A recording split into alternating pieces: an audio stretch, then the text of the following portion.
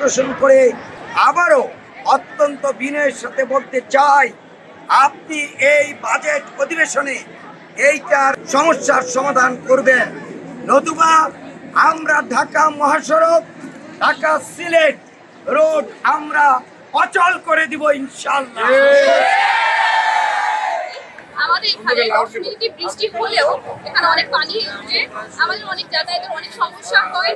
বিশেষ করে আমরা নারী মানুষ, আমাদের এদিকে যাওয়ার অনেক কষ্ট হয়, পানিতে আমাদের শরীর ভিজে যায়। বিশেষ করে আমাদের যাতায়াতের সময় গাড়ি ভাড়া বেশি নেয় বৃষ্টির সময়, আর অ্যাক্সিডেন্ট হয় অনেক বেশি। আমরা চাই দ্রুতভাবে আমাদের রাস্তাটা ঠিক হোক। আমরা প্রশাসনের কাছে এটা অনেক অনুরোধ করে দাবি করছি, প্লিজ আমাদের কথাটা রাখুন। আমাদের এই এলাকা অল্প বৃষ্টি হলে অনেক পানি জমে যায়, আর রাস্তাঘাট অনেক ভাঙা। রাস্তাঘাটে যখন পানি জমে তখন অটো চলাচল করতে গেলে অনেক সময় অ্যাক্সিডেন্ট হয়। আর হচ্ছে আমরা স্কুলে কলেজে রেগুলার যাতায়াত করতে পারি না এই পানির কারণে।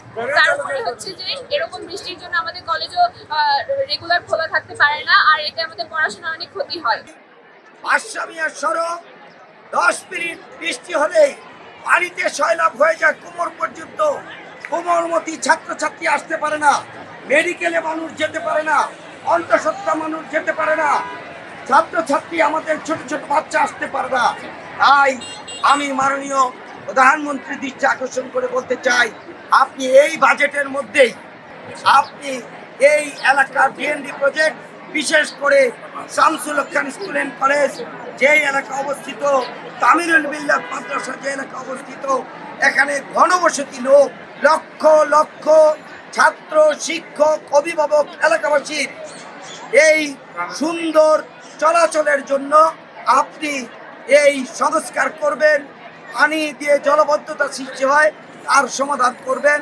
আমরা জানি আপনি একজন মানবিক প্রধানমন্ত্রী। আমরা আপনার কাছে বিনয়ের সাথে এই প্রতিষ্ঠান, এলাকাবাসী, ছাত্র, শিক্ষক, অভিভাবক সকলের পক্ষ থেকে আমরা এই জোর দাবি আপনার কাছে জানাচ্ছি। অন্যথায় আমি আবারও বিনয়ের সাথে বলছি, আমাদের কোনো কিছু করার থাকবে না।